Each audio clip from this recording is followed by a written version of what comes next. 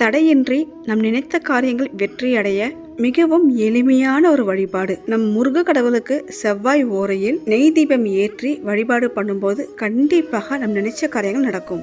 6 வெற்றிலை காம்பு கிள்ளி எடுத்துக்கணும். நல்லா கழுவிட்டு மஞ்சள் குங்குமம் இட்டு மயில் தோகை போல் பித்தளை தாம்பால் தட்டில் அடுக்கி வச்சிடணும். சின்னதா ஒரு அகல் விளக்கு எடுத்துக்கோங்க.